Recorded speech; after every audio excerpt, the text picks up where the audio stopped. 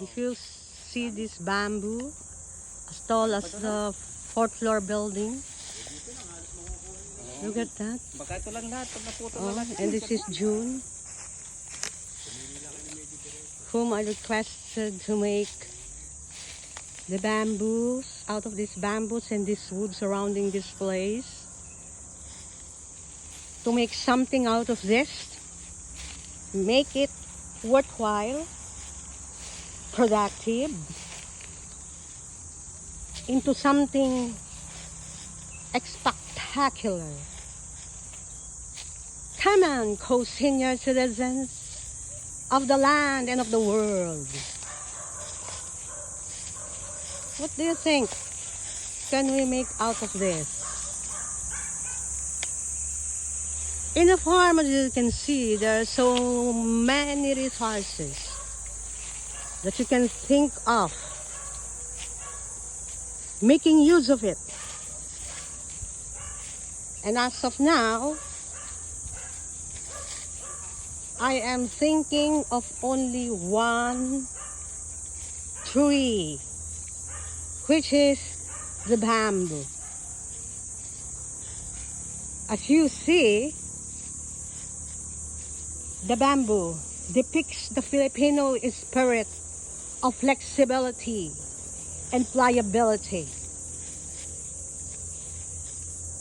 See that? Those are giant bamboo. These bamboos witness what has happened here in the past few years when my parents retired from public and government institution and private institution and decided to develop this place such as this. Do you know that this is like a desert before? When we were still small, going to this place, this is so bare. But because of my parents' industriousness, this developed into something like this. Within decades, it stood here. See the legacy that my parents, Eusebio Peralta Espino, and my mother, Pacencia Cabullos Espino, have done in this farm. You will be amazed. And they just did this upon their retirement. If my parents can the challenge, why can't we, retired senior citizens? If my parents can, why can't we? As long as God is with us, everything is possible according to His will. If you will see this, that's the fish pan, teeming with tilapia.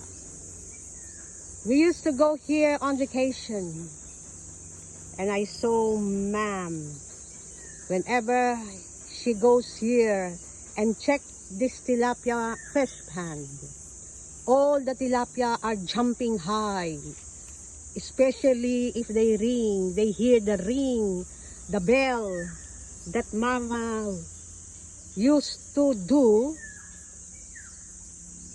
She used to bang the batya, the aluminum metal batya, and with that sound, the tilapia will jump, and you will see this. How I wish I could do that too. But considering that April 23, 2023 is a hot season, it's summer here, well, I'm thinking of the ways and means of how could this be done. See? See? But during the rainy season, this fish pond will reach up to this level. See? It's as big as, let me see, 24 feet or 30 feet. You could just imagine how big that was. And all of this, if it's stemming with tilapia or any fish variety, such as vaname, hito, carp, or whatever. How I wish I will be able to have that solar-powered paddy wheel. Because if I make use of that paddy wheel, which is solar-operated, I believe that this fish pond will be teeming with healthy fishes that we can use for our own staple food, make it a business and sell it to fish sellers in the market, or share it. Life is too short to brood on things that are not important.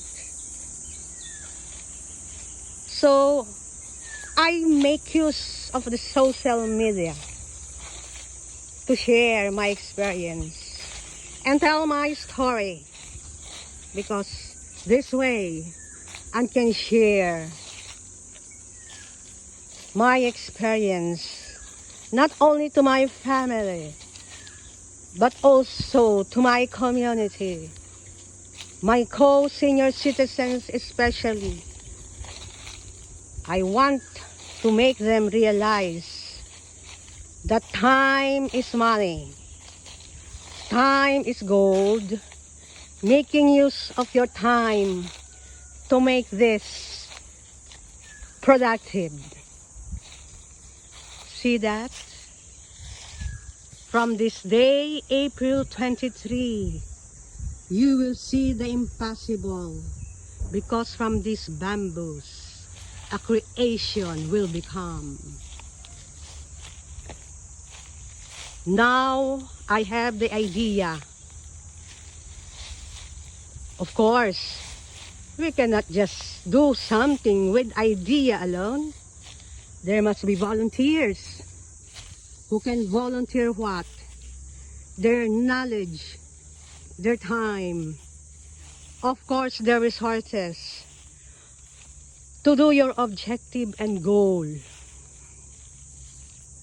Look at this bamboo. This depicts the Filipino spirit of flexibility, of viability, of pliability.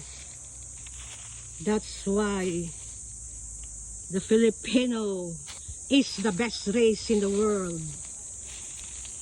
Why?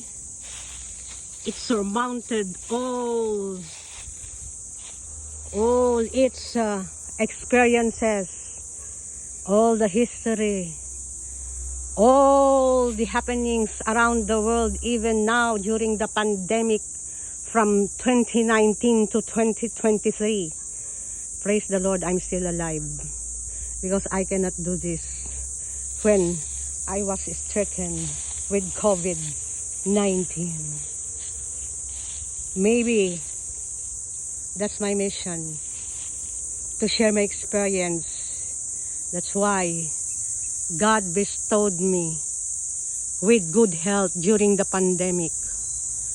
All of those I've known almost have been stricken by pandemic with COVID-19 sickness, and at their young age, they're not around anymore. Maybe their mission is around them. What's your mission? I think for now, this is my mission. To do something, make something out of these resources around me. Economize.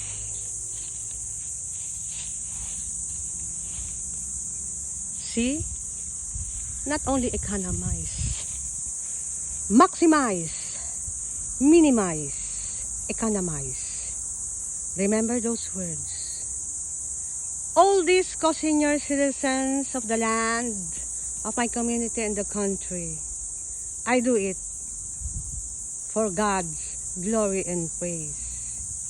Thank you so much for liking this and for your comment.